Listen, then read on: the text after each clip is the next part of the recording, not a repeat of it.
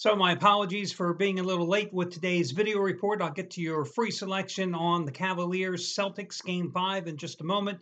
As I alluded to in yesterday's video report, before I give you a free winner on the Rockies over Philadelphia on Wednesday, today I had yet another follow-up post-surgical doctor's visit. And I told you that I wasn't going to be a happy person, and I am not. Now, I haven't been feeling good since October. Had my surgery December 16th. Don't have to be an MIT grad to figure out I am 5 months past surgery. So I go to the doctor today.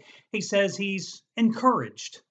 Now, when my doctor says he's encouraged, that isn't exactly the news that I'm waiting to hear. I want to hear that, hey, you're healed. I don't want to see you again. You don't have to come back.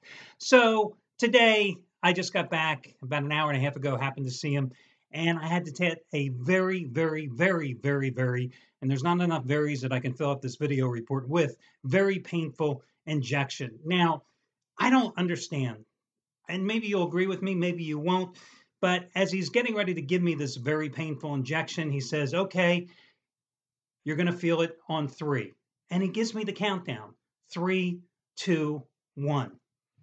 Hey, I was ready for the pain when he mentioned the word injection. He didn't have to do 3, 2, 1. I mean, you could have just given me the damn needle. I knew it was going to hurt. I knew I was going to be in pain the minute I walked into the doctor's office. I think I knew I was in pain when I was doing the video report yesterday. I didn't need 3, 2, 1. It reminded me a couple of years ago, and I've had, I've told you before, I've had the different prostate biopsies. I've had the ones in the office. I've had 2 different sets, 2 different versions where they've knocked me out in the hospital. First one I had in the office about, I guess it was about 8 years ago. Because listen, I've had prostate problems since I was like 24 years old, okay?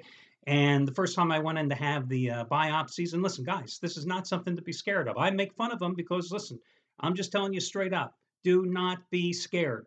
Go get your little PSA test. Go get the little blood work. If you haven't had it and you're 40 years old, shame on you. Get your ass to the doctors and let them run the damn test. That's as simple as advice I can possibly give you. But I've been seeing my urologist so long that when I met him, that he had a full head of hair. He's now as bald as a billiard ball.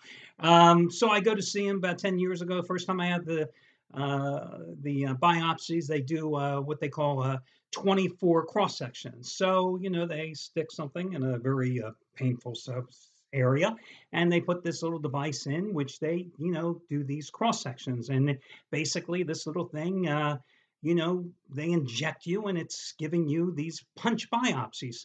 Well, my doctor, before every single time that the little machine goes and gives you the little biopsy punch, shall we say, he says, okay, you're going to feel a little pinch. I understand. I understand telling me on the first one, you're going to feel a little pinch. And I understand on the second one, you're going to feel a little pinch. But you're doing 24 of these damn things. After the 3rd or 4th time, he's telling me, okay, you're going to feel a little pinch. I told him, Doc, we don't need to do the play-by-play. We can talk about anything, but I do not need the play-by-play, and I'm really tired of this. Let's just get these things over with. You got 24 of them, and I'm counting. Believe me, I know exactly how many you've done. It's like I had some major surgery about 12 years ago, which the resulting surgery had left the incision running from here all the way down to my groin area. So, they didn't stitch me up. They put staples, 27 post-surgical staples. Well, you go and you get those staples out a couple of weeks later. The first few they take out, you don't really feel them. But when you get like the staple 12, staple 13, staple 14, and they're taking them out and they're putting them in this like metal bedpan, basically, a collection bedpan, and you hear that little ping, and they take them out and they go ping, and they're doing them. The worst thing that possibly can be known is how many staples are in there. Because you're mentally going, okay, that was number 12. Wow, that started to hurt. Number 13 hurt a little more than 11 and 12. Number 14 definitely hurt more than 11, 12, and 13. And then you're at like 16, and then you're at 17. And then you wish that sometime along the track that you never learned basic math. Because when you get to like 20 and 21, you're going, Jesus Christ, 5 more, 4 more, 3 more. Get these damn things out of me. So again, I'm not a happy person right now, and sitting here is not exactly making me happy. So let's talk about the Boston-Cleveland game. Um, Come on. Is there any other way to play this game other than take the Cavaliers tonight? Seriously. It's an amazing thing in this series when you look at games 3 and games 4. You had one bad half by both teams. In game number 3, you had an epic collapse by the Cavaliers in the second half that gave Boston a chance.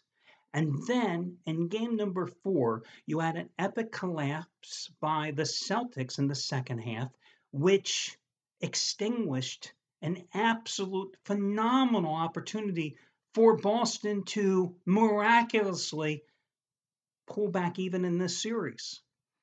So I ask you, after what happened to the Celtics in the final 2 quarters in game number 4 at Cleveland, where against all odds, remember that movie, the Phil Collins theme song? Jeff Bridges, Rachel Ward. God, she was hot in that movie. What was that, like 1984 with that accent? Okay, I digress. But after that epic collapse, where did the Celtics go? I mean, again, against all odds, minus Isaiah Thomas, on the road, trailing 2-1. They jump out to what, a 16-point lead in the first quarter? They were up by 10 points at intermission. They had LeBron James in foul trouble. And then Kyrie Irving basically straps the Cavaliers on his back with that phenomenal scoring effort. And then James gets hot, and the Celtics are saddled with the loss and now face the inevitable future, which is they're going home.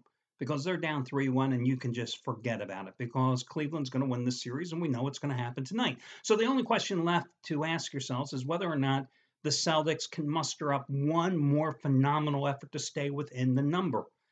I don't think so. And the fact is, I'm not using this game because I just don't think it's a worthy game to bet. And it's not about being the smartest guy in the room. It's about making money. And to me, I think the only play on the board tonight is actually a small 5-dime play, which, yes, it's my smallest rated play, but gee, FYI, I've won 16 of the last 25 dime plays I've released, and that happens to be on the Tigers and the Astros. So my advice to you is that the only way you play this game is you take Cleveland, because the Cavaliers know that they should have already extinguished the Celtics in this series. But that epic Game 3 collapse has them having to play an extra game. They know the Warriors are sitting back on TV going, hey, come on, Celtics, extend this another game because we're resting. We're enjoying ourselves. While LeBron and Caleb and Kyrie are forced to play another game. You've got Irving, who's playing with a sprained ankle. Not a good thing, especially when Klay Thompson, Steph Curry, and the guys are relaxing, watching the game on TV tonight. Cleveland's got to put them away here tonight. And we saw what Cleveland did in games 1 and 2 on the road in this series, right? Why not back the Cavaliers? Because I think the Cavaliers have certainly shown a killer instinct.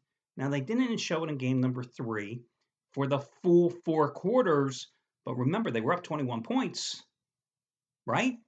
Before the third quarter collapse in game number 3. Game number 4, I don't know what the hell happened to them in the first half, but when it mattered, they certainly came on strong. And I think tonight you're going to see a focused effort. I thought maybe of recommending Cleveland in the first half, but I've mentioned to you in the past that first half plays, I like them in the regular season, but in the postseason, I'm just not a big fan because often you'll find teams that will sleepwalk. Even though this is the postseason, you'll find teams that sleepwalk through a quarter or two. And I would rather, if I'm telling somebody to put money on a game, to have all 4 quarters to find a return on my investment. So again, I go ahead and say, play the game if you must, but the only way to play it is on Cleveland minus the points. Cavaliers are the choice. I wish you well. 17-8 run with complimentary plays here in the postseason, and that's the way I'm playing it tonight. Good luck, everybody. I'll talk to you again tomorrow when we do this one more time.